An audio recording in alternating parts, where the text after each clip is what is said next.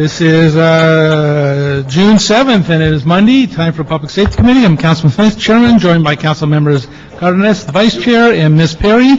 And we will begin. I have a number of consent options if my colleagues would approve, because a number of these are simple donations and simple ordinance orders. So if you would approve, I would suggest 1, 2, 3, and 4.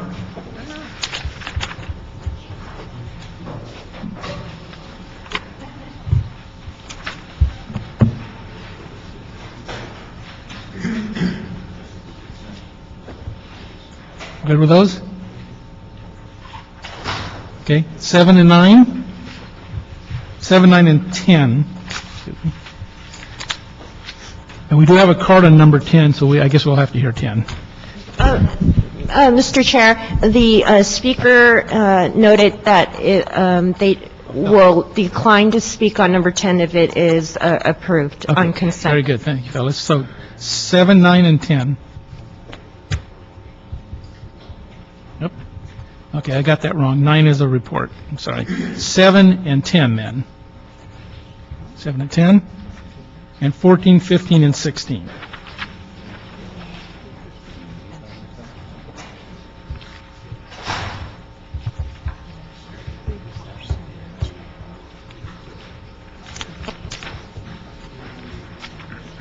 Okay.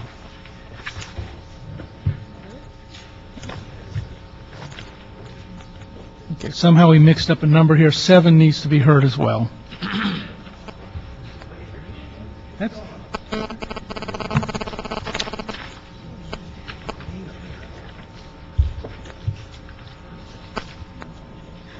No, that was a consent. Okay, that's right. No, 7's correct. All right, so 1, 2, 3, 4, 7, 10, 14, 15, and 16. Is that good? All right, that'd be the order then. If you're hearing those numbers, you're free to go. And then we request that item number 11 be continued. How long do we need to continue that? That cleared them out. 2 weeks. 2 weeks on 11. If I could have you quiet, please. 2 weeks on number 11. And that takes us then back to the beginning. The remaining items, we'll start with item number 5.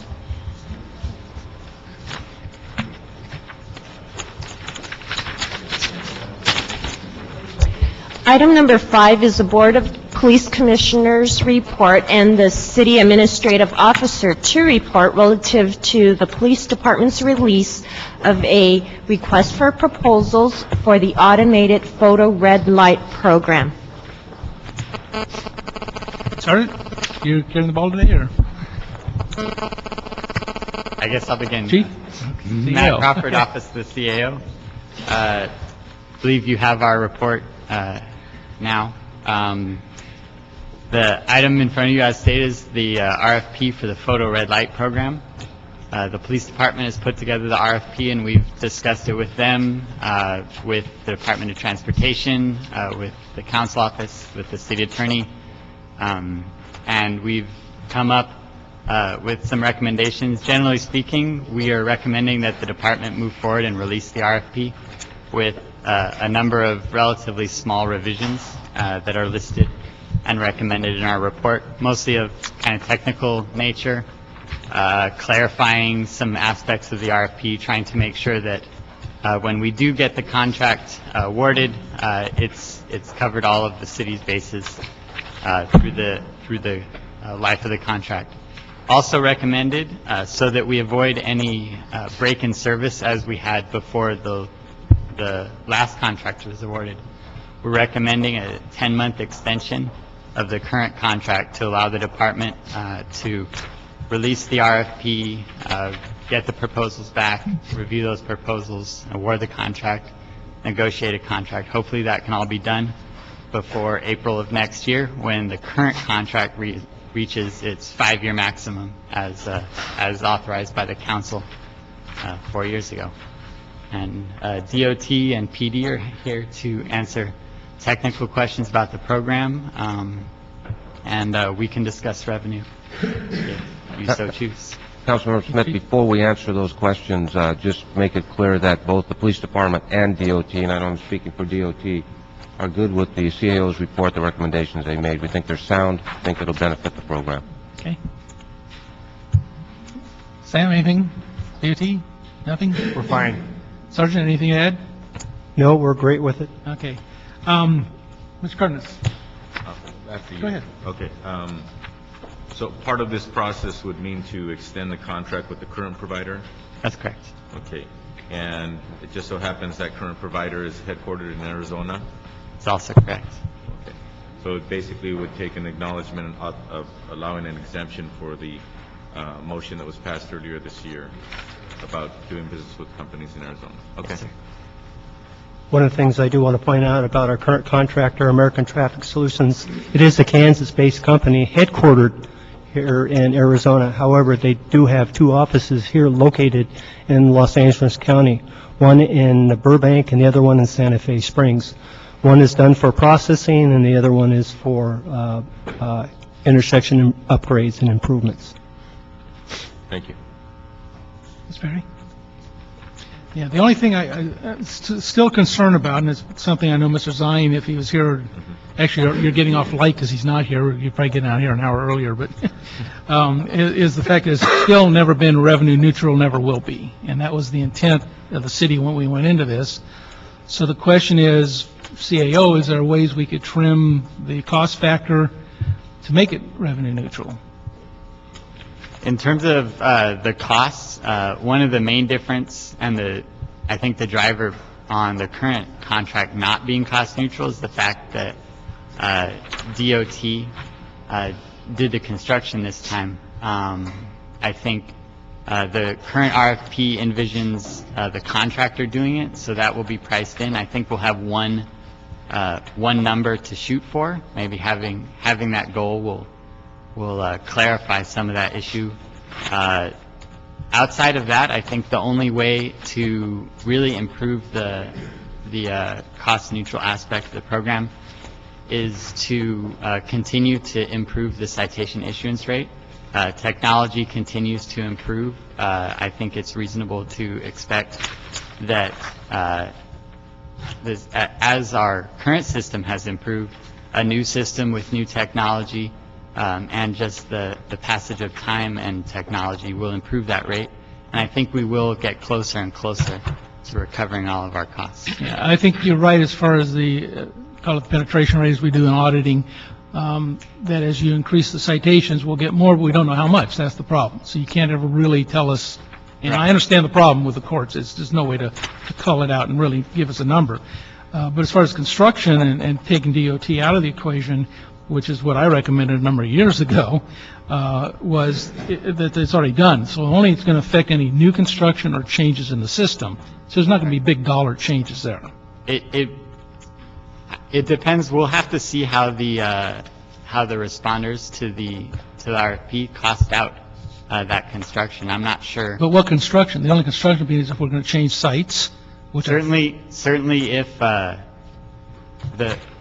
contractor changes, if the current contractor is not awarded the new contract, then it's a brand new RFP. So okay, then it would matter for them to come in and make changes. The only way we would really be able to avoid any construction costs is if the contractor we currently have proposes to keep all the equipment we currently have, and those intersections stay. That would eliminate construction costs. Other than that, we're going to have probably similar construction costs to last time because switching out from one system to a new system would require a significant amount of construction. Yeah. Okay. Any other questions? All right, move it forward with approval. So being the order. Thank you very much. Item number 6.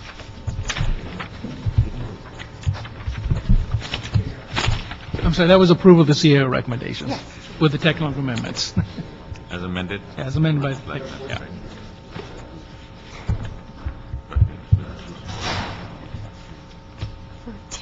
It was approved. Oh, 10. Oh, okay.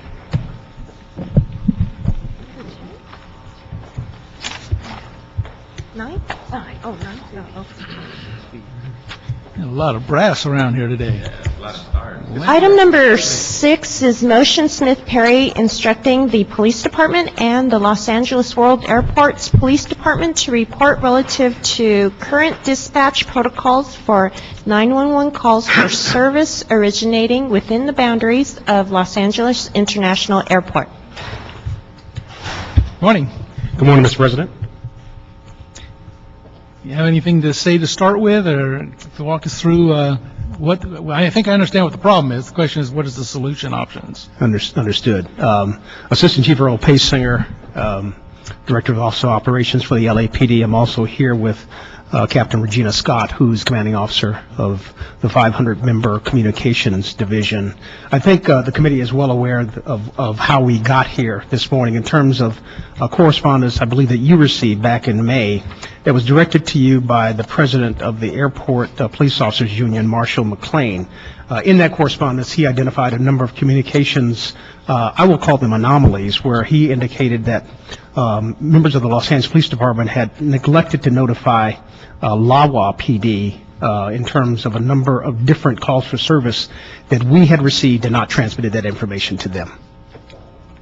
Inasmuch as I recognize that there may have been situations where we could have dropped the ball, there has been an enormous amount of work between then and now, since roughly November of 2009, where we have recalibrated and recoded the manner in which we respond to calls for service. Let me say before I mention that the fact is that the Los Angeles Police Department on an annual basis receives about 2.1 million calls for service into our dispatch center. 1.2 of them we actually dispatch on. To the question of whether or not we do a fairly good job in terms of getting to those radio calls in a substantially quick period of time, the answer to that question would be yes. I believe citywide we have a response time of less than 6 minutes to emergency calls for service. That's the broader picture in terms of how we go about doing our business for the members of the greater Los Angeles community. Since that time, one of the things that we've done is increased the discussions that we've had with members of LAWA. As a matter of fact, Chief Santano and other members of the LAPD, executive members of the LAPD, that to include Deputy Chief Debbie McCarthy, who's commanding officer of Operations West Bureau, has engaged in a number of conversations between them for the specific and sole purpose of trying to find a better way to calibrate the manner in which we provide service to the airport community. One of the things that we have done is to ensure that we have good dispatch protocols and also the sharing of information wherein, simply said, some of these things are relatively easy fix in terms of just sharing radio call information via the radios that they have that belong to us and ours, theirs. So that sharing of information, recalibrating the technology that will allow us to transmit real time our radio calls to LAWA PD so that both of us can respond to emergency calls for service and other emergent situations that occur on LAWA property proper, I think really is the goal and where we are attempting to go.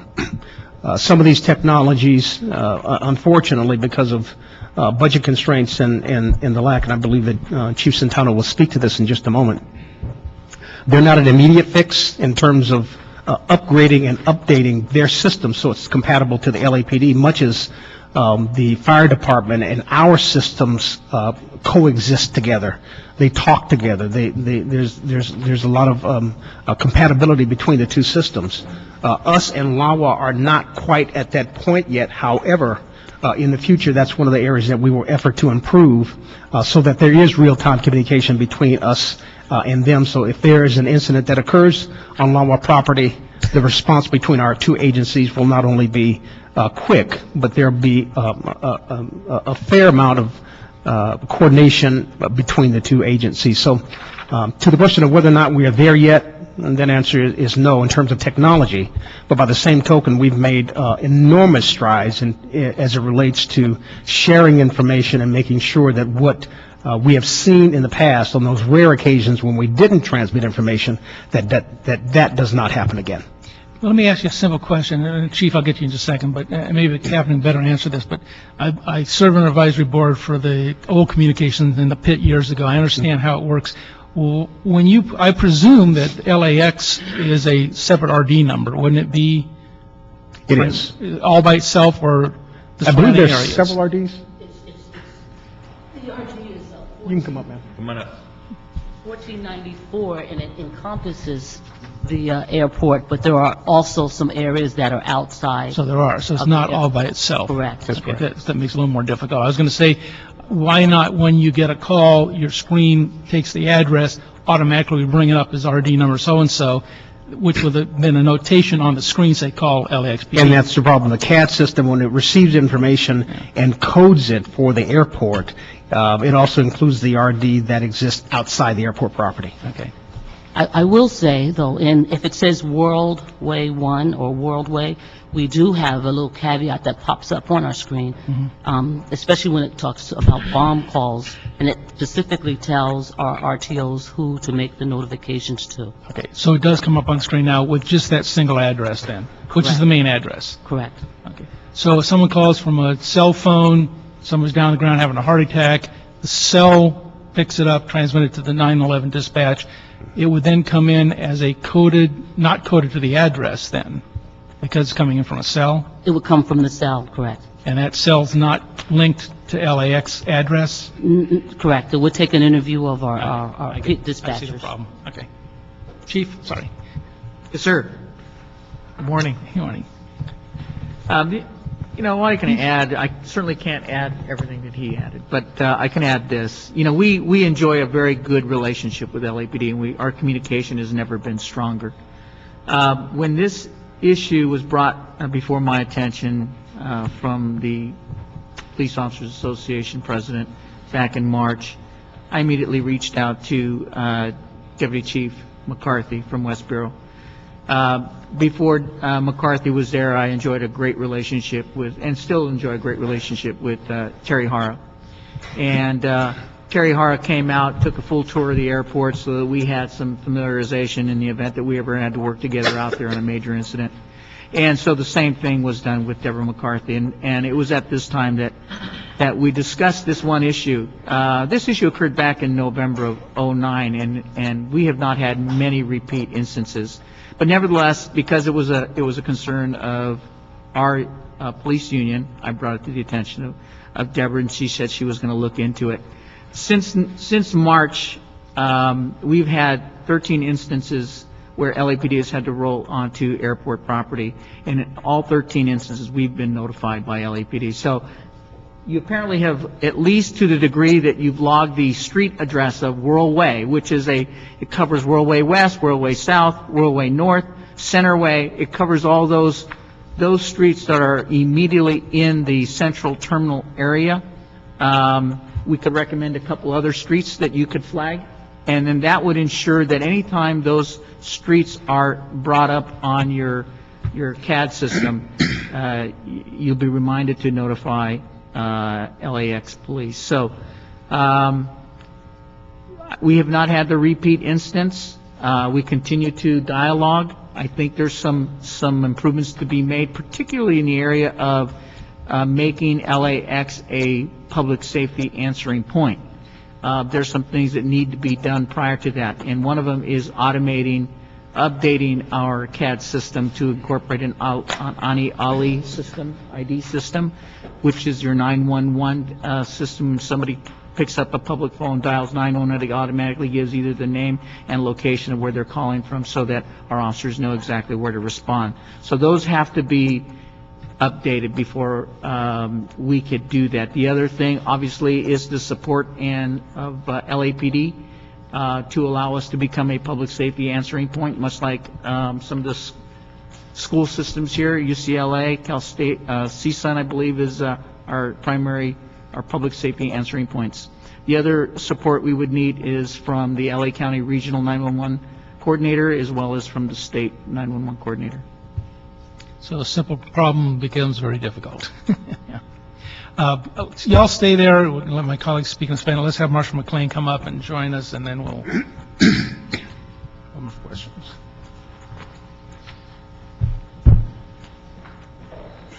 Good morning, sir. Morning. First off, thank you for actually putting it on the agenda and bringing it forward. With all due respect to my chief and Chief Basinger and Captain here, there's some incorrect data that you're being given right now. I haven't always been a full-time union member or on full release time. I was actually a K-9 handler up till a couple months ago, so I was actually in the field. So maybe there's some times that some of these issues are not getting up to the level of command. But as recently as 2 weeks ago, there was an incident where 12 officers and a supervisor responded regarding an ADW in the Bradley terminal. And had not been for one of our officers being flagged down, they would have had no idea that this was going on. By the time that those officers and that supervisor from LAPD responded, the situation was already under control. The actual suspects were actually in custody and were later booked at Pacific Division. These are not isolated incidences. I've been on calls where I hear via the scanner that LAPD is responding to a possible 211 or other issues at our cargo facilities, where I personally contacted our dispatch, asked them to contact LAPD's dispatch so we can get further, because we're already there. In most instances, our dispatches get usually a curt answer or not enough information to where we'll have to call back several other times. There's a breakdown somewhere. I know that we're trying to fix it. I think the best fix would probably be for us to be a PSA and be able to get those calls directly. But there definitely is a breakdown. It's not as a quick fix and as going as smooth as it has been, as you have been led to believe. Okay. Let me ask you a question. While we look at these other bigger issues and see what solutions there are out there, do your officers work in pairs like LAPD generally? Do your officers work in pairs like LAPD generally? Not always. Not always. Oftentimes not. Do your radios have the interoperability that you can listen to LAPD calls? Yes, but our frequency is going to be primary, so Right. if something Well, comes... that's why I asked if you work in partners, because I know when I worked Foothill Division, for instance, one of us would always be on San Fernando radio to see what's going on in that city. Devinger, we frequently listen to the sheriffs, and so when you work in pairs, you can have one person listen to your base, one listen to the adjoining city or agency. That's an easy, quick solution. That's why I was asking that question, but you don't always have that ability. Okay. All right. Mr. Cardenas. What I don't understand is, and I'm not an officer, never was, and I don't think I ever will be, getting too old. The one thing that I don't understand is the primary jurisdiction at LAX is of the LAX PD, correct? Correct. Now, if that's the case, why would officers from another jurisdiction, emergency or not, why would they show up without notifying clearly and immediately to the police department jurisdiction that they're entering into, that they're there, that they're going there, they're on their way, or what have you? What is the protocol, and is that protocol immediate, or is that something that you guys take care of later on with paperwork? When we make the notification, and I'll give you a scenario, an emergency call comes in through the telephone. Our operator, the available dispatch gets it. She's getting her information. She's typing the information in. And if it's something that's happening in progress, she'll get as much as she can and then put the caller on hold, and she broadcasts the information. That's how the officers in the field gets the information. She completes her call, and then she gets on the phone and she calls the agency, UCLA, CalSTRS, Northridge, Harbor, and again, LAX. So there will be a delay because the initial information has to come in. We have to process it.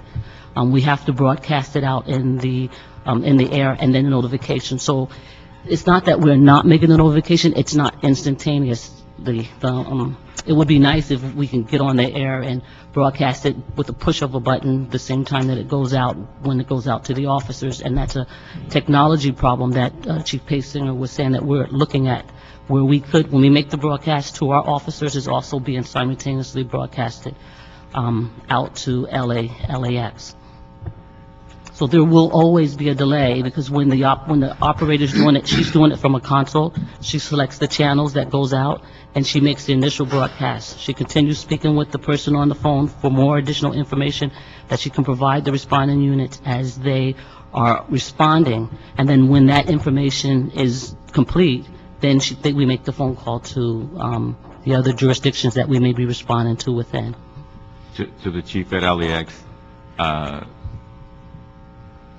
what was just explained, who within your department receives that information? Ideally, the notification should go to our telecommunications center, which is our dispatch center. Okay. And they would then put out the call as well. But that is still really relying on humans to set the process in place. And I think you recognize that when you have humans, you have human error. And unless we can find an automated system that would either make us a public safety answering point, or they could program their system to where it automatically flags up a notification protocol, we're going to be relying on LAPD dispatch to give us that notification. And again, for the most part, they have. In this one call back in November, did it occur? Yes. No denying that.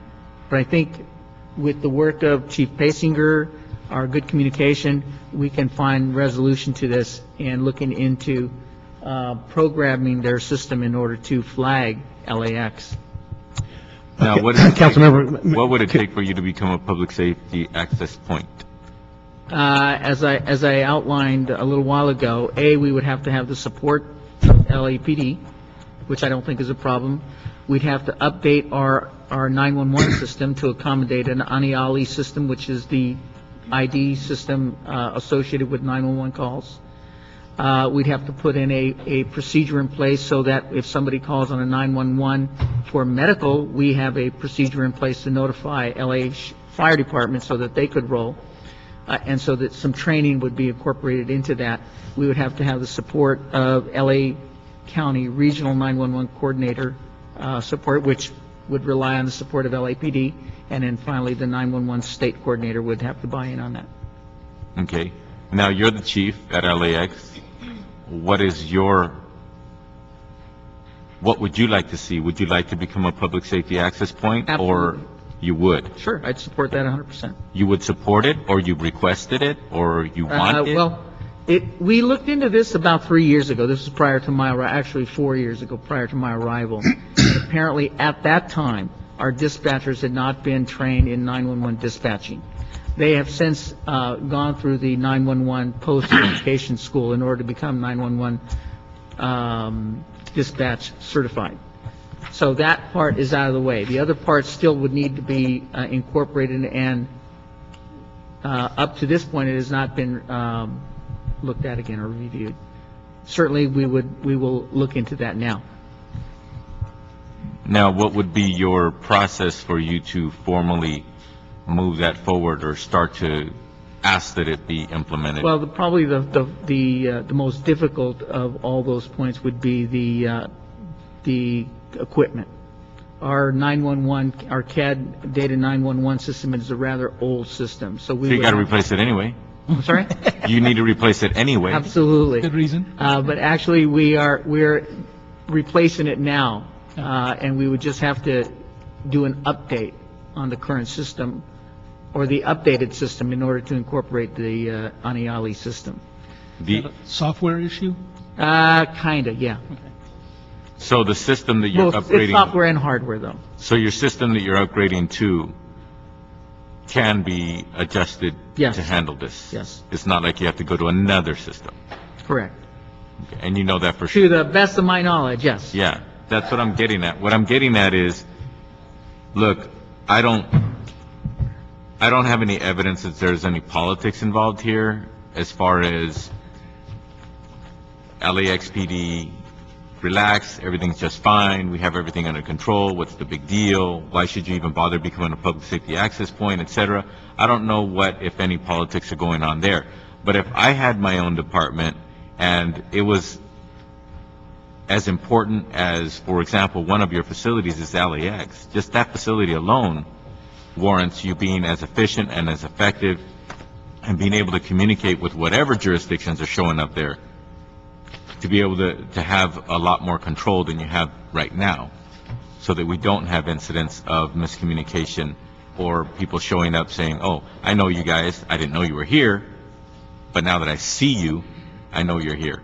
That is not, I would think it's not acceptable if I were the head of a department. Well, I don't know whether there's politics going on or not, but I do know that we have a good relationship and our communication is strong. Our officers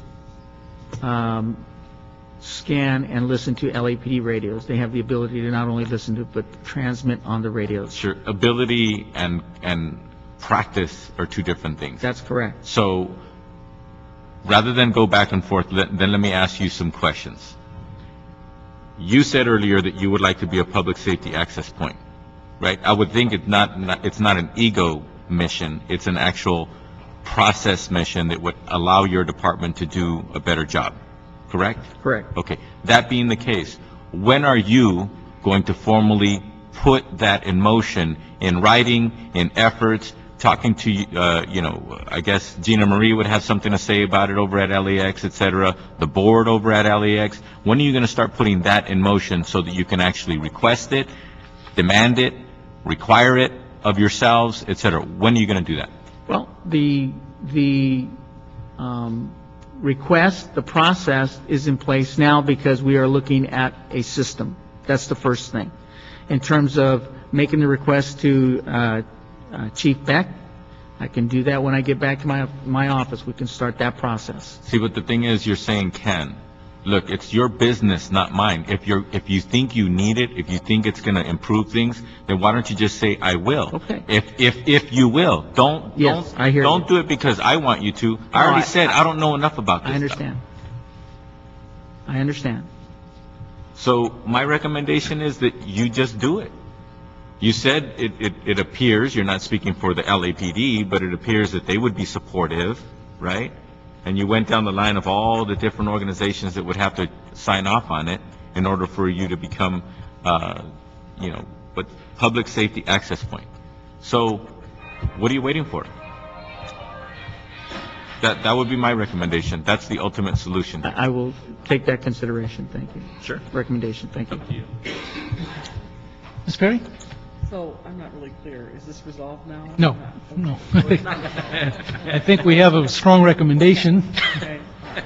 So, who's going to be the one who? What I was going to say is, why don't we get... Solomon. Yeah, why don't we get back from you in the next couple of weeks, or longer if necessary, but the next couple of weeks, and just a plan of action on the steps that need to be taken, time frames that you think that'll take.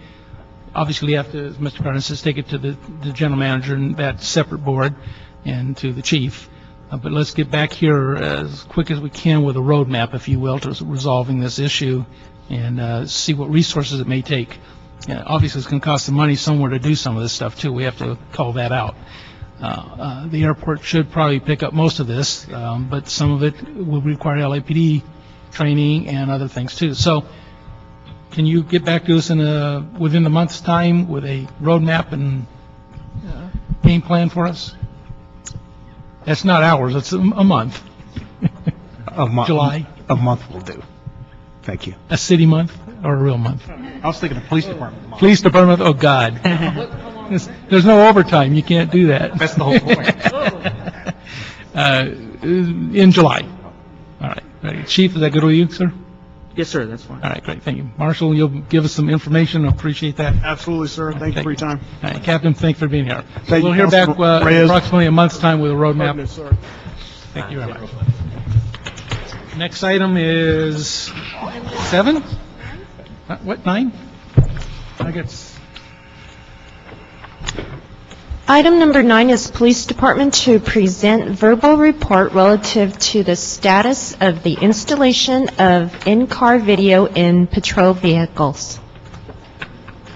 Yeah. Real quickly, on item number 8, Phyllis, we went ahead and did item number 8. Oh, I'm so sorry. No. Yeah. No. Yeah, we hadn't done 8, so we'll come back to it. Okay. All right. Go ahead, Meg, stay there. Minute 9? We'll do yours, and then we'll go back to 8. Okay. Good morning, Maggie Goodrich with the LAPD and the Commanding Officer of Information Technology Bureau. This is my monthly update on the status of the deployment of in-car video. We've had some progress on the in-car video deployment. Things have gone well. As you know, the last time I was here, I reported that we deployed to Southeast. The entire division was deployed on April 25th. That's gone well. We've had one problem. And that actually wasn't a system problem. It was a piece of network equipment, a switch at City Hall East that failed, that caused an outage for a little while. Officers were still able to record video and upload their video. They just couldn't view it back from the station for about 10 hours. But that piece of equipment was replaced by ITA. They moved very quickly, and that was resolved. Progress, say, over the last month, we've started prepping all the cars at 77th. That'll be the next area to receive in-car video. We've trained the gang unit at 77th, and they've actually started using the system as of middle of May, and are getting experience in the system. Our original plan was starting on June 20th, we would deploy to the rest of 77th. We're probably going to delay that by a week or two because of the deployment we have to do for the Lakers games, so it'll depend on how those go. It's hard to deploy for those and try to get officers into training. So that may be a week or two after, but it'll be it won't be much further out than that. I presume you're rooting for the Celtics. No comment. But so as soon as we can go in 77th and get everybody trained, we'll be up there, and then we'll follow with the last two areas. We're hoping that if things go as well in 77th as they did in Southeast, then maybe we can do the last two areas much closer together. We spread this out quite a bit because we wanted to make sure we had some good experience at Southeast before we went with the next area.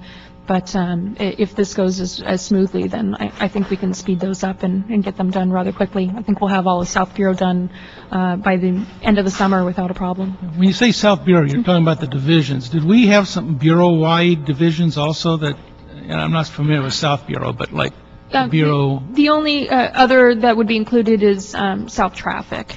And they'll actually deploy when we deploy Southwest. We'll do them together. Okay. Mr. Curtis? Ms. Perry? You got a flight. Mr. Zion's not here today, so problem solved. Thank you very much. That's a verbal, so that's a note and file. And we'll move back to item number 8 then. Item number 8 is motion Han Cardenas requesting the city attorney to prepare an ordinance that will enable other city department to enforce city regulations pertaining to the care and keeping of roosters. Someone from staff reporting on this? City Attorney, Dove. City Attorney? Dove is here. Dove? Okay. Dove. Good morning. How you doing? So the only question I had is, for one, there was some discussion with one of the departments, I don't know which one, but making this a wobbler on a first offense so that there may be some instances where you don't want to have a buy on the first offense that really is a severe case, and you want the ability to file on it. Correct.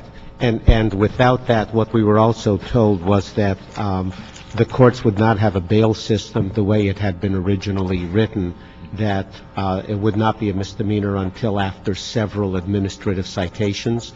And so this would also enhance our office's ability to prosecute. The courts will now have a bail system. If somebody gets a citation, they will be able to, and we're going the criminal route, they'll be able to apply the bail. Okay. Or post bail, rather. And what about training for police and fire personnel so they know what they're looking at and how to write a report? I think that that's something that the department would do. We're probably going to coordinate this with the DA's office as well as our criminal branch, so that the different departments are aware that they can also now enforce this. Okay. And is the police department going to, and I don't know, Harry, if you can answer this, or Richard, is the police department going to empower everybody to be able to cite on this, or just senior lead officers or something like that? I don't believe we're that far along with it at this point. Clearly, there'd have to be training for our officers in the field function, but we do have the animal cruelty task force that I think would be, this would The primary primarily call-out. hit, and that would obviously be a good thing. I don't see this as being a training issue for every single officer in the field. It's a lot of department resources tied up, but I see specialized people having that.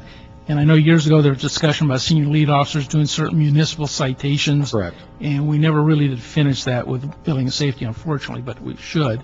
But there should be just certain people in every division that can do this, that are trained in it, and can write the reports properly so that the city attorney can take the case to the DA.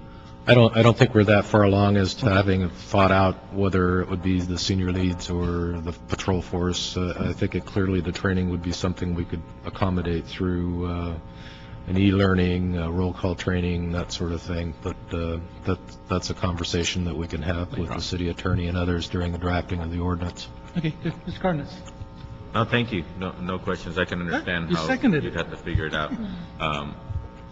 But certainly the Animal Cruelty Task Force is very likely they're going to be the ones to take the lead, and they'll be fortified with these tools first, and then it'll obviously go to the rest of the force as deemed necessary. Okay, great. Ms. Perry? Yeah, it'll be a big help. Okay. Phyllis Doherty. Good morning. Good morning, Phyllis Doherty, the Animal Issues Movement. I think it's really important that every officer is aware on this, at least because we miss a lot of cockfighting and animal cruelty issues because the field officer is just not aware of what to look for. And at least they need to be, I think we need to really, really be aware that just because there are a couple of roosters doesn't mean that that's the end of it. It can be a lot more than that. And also these are animals that so frequently really are terribly neglected and live under horrible conditions, and there's no need for that from the humane aspect. I just wanted to point out that ever since the first announcement of the limit on roosters, all of the council offices with whom I have spoken said that they have had a drastic decrease, almost down to nothing, on rooster crowing. And that was a year before it actually even went into effect. So it shows the power of just acting on something that's a nuisance to the community, and it brings attention. It seems to solve a lot of the problem. Great, thank you. All right, that being the case, Mr. Cardenas moves, and Ms. Perry seconds. That is approved. Thank you very much. Item number 10? 11? Which are we at? Where are we at? Is it 12? Yeah, well, Yeah, because 11 was continued. We already went through 10. Should be 11 now. 11, yeah. Oh, 11? 11, yeah. Sorry. 11 was continued for 2 weeks because the That's city right. attorney- You're correct. That was continued. 11. 12 and 13 we can hear together. Items 12 and 13 are Board of Police Commissioner reports relative to donations for DNA testing by Orchid, Cellmark, and the Bodie Technology Group, Incorporated.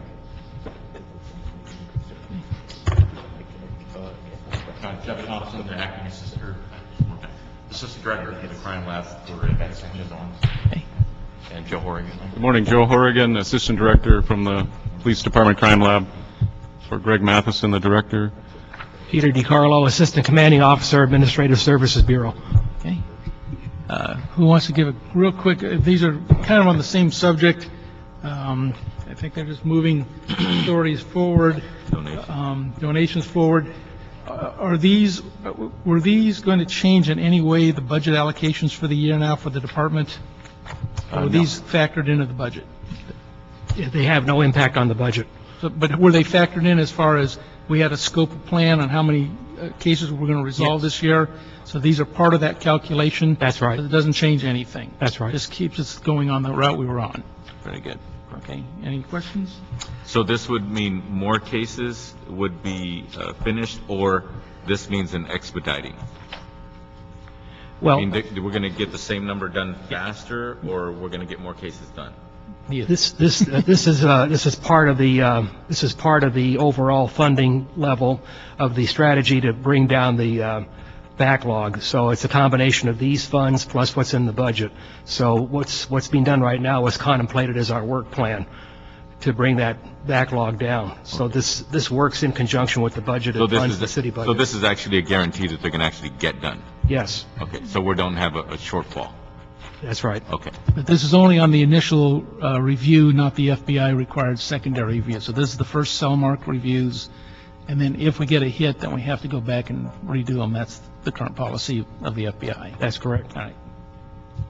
Yeah, to clarify that a little bit, this is for the original analysis Right. by the outsourced laboratory, and then if they do develop what's called a DNA profile, then we have to do an internal, our qualified DNA analysts have to do an internal review of the electronic data Right. before we can put it into the Even though that's really DNA still data. going to waste of time, but well, that's another issue. And just to let you know, the Police Foundation has one more chunk of money that they're pulling together from donations to send forward that will complete the amount that was promised originally. So there'll be about another $250,000 coming forward sometime in the near future. Great. But that's all still also in the year's plan. It was all part of the original plan. Ms. Perry? Yep. Very good. Then that'd be just, again, as verbal reports, that's a note and file. We thank you for it and keep the good work going forward. That concludes today's agenda then, I believe. Oh, that was crazy fast. Big agenda, but a lot of little things. That's correct? We're done? That's what we just did. All right. Anyone wants to speak on an item on today's? Anyone wish to speak on an item not on today's agenda, please come forward. I'm sorry, 12 and 13 need to be approved. They were grants. That's correct. So that will be the order of the committee then. And that ends today's meeting. Thank you very much.